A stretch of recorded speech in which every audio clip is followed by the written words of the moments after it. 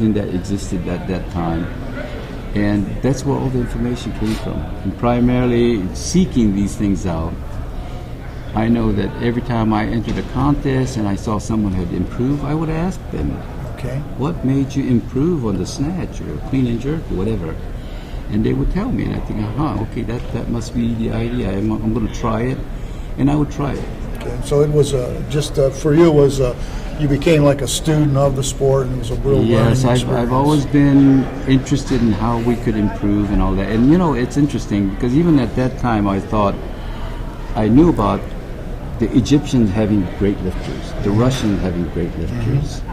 And, of course, we had our American lifters, too. And I thought, if I could find out the basic program that they followed, and I merged it together, there must be something common in there, And if I knew that, I think it would really be a shortcut for me by eliminating all the stuff that's not so good and just concentrate on the basic thing. So you have long advocated quality training over quantity training, Right. and so early in your career, you sort of discovered that on your own. Yeah, I found out that, it's not a matter of spending a lot of time in the gym, but the time should be spent wisely. Okay. So what the typical American style is, you want to get someplace fast. Right. How can you do it?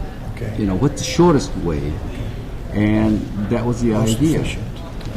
Okay. Try to find out, weed out all the extraneous stuff that doesn't really help, and get to the core and work on that.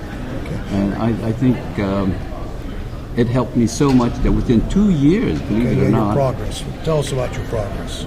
it was amazing. I improved over 200 pounds in total. Whoa.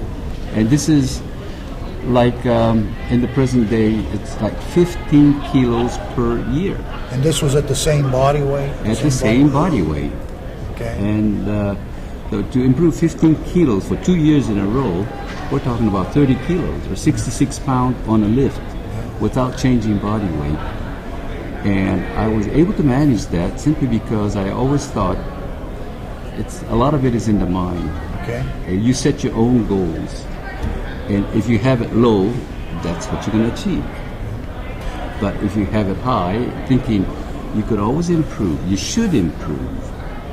And anytime you spend the time working out, if you don't improve, you're wasting time. And with that idea, I kept improving. And within 2 years, believe it or not, I had the highest total in the world. So in 2 years, of training, you achieved this. Now, is that when you went to your first nationals? Yeah. This was what, Yeah. 1950? I had total, well, this was in pounds, of course. Right. But I had total 780 going to the nationals. Okay. And at the national, because it was the first time away from California, this happened In to your take life? place in Philadelphia. First time I had flown out, never flew before. I was not quite 20 years of age. Okay. My first plane flight, propeller job, going all across to Philadelphia from Sacramento, and competing without any help or anybody. So in the you're back. all by yourself. All by 19-year-old myself. kid, I you just made flew this in, and that was it. I thought there was one guy who was going to help me, who greeted me at the airport. But when the contest time came, he was sitting in the audience. So I was in the back warming up by myself, and the York Barbell Club was well represented, Yeah, so this with was a guy named Joe Pittman. And also was Dave Shepard in that? And club? Dave Shepard from New York was Okay. there. And Dave was an up-and-coming lifter, and I knew about them, and I had read and all that. And the interesting part was Joe Pittman had the whole York group backing him up. So there was about 3-4 person working with him. Okay. Dave had 2 persons from New York working with him. And you had? And I flew in, and I was by myself. So it was a distinct disadvantage for me, because I had never been in such a contest where I had good lifters, plus the fact that I had no help. And this was your first nationals. This was my first national. How were you able to to handle this? I mean, you go to a competition today, I there are couldn't two really. or three guys. Because you know what, I had total 780 on the West Coast. Okay. When I competed over there, I totaled 760, 20 pounds less. Okay. But what were the results of the contest? Yes, that's the interesting part. Joe Pittman did 765, 5 pounds more than me. I did 760. Dave Shepard did 760, but I beat Shepard by being the lighter person. And that's how close the contest was. Now, Joe Pittman went on to the World Championship. Okay. Before we get to that, let's back up. So you won the Nationals. Now, how soon after that you were invited to York and you were supposed to have a special tryout with Pittman? Well, they did have a tryout for the World team? the World Championship that year, 1950. Okay. And I flew in again to Philadelphia, and then I made arrangements so I would be in York, and I trained, and I was in good shape. Joe Pittman was there too, and quite a other few that was there. And on the morning that we were to travel to New York, from York, for the tryout was to be held in New York, and from there fly over to the World Championship. On the last day in York, when I was ready to get in the car and drive over there, I received a telegram from Sacramento saying my mother had passed away, so come on home. So rather than go to the trials and all that, I flew home. But it was interesting that Joe Pittman went to the World Championship, and he totaled 777 to win the title. So you could have been, their first World Championship could have been in 1950. It could have been, right. You wouldn't know, but but I had total 780 on the West Coast before that. So even though 777 was the winning total, I did have a higher total than that. So that was really within 2 years and what I would say 2 months. Remarkable.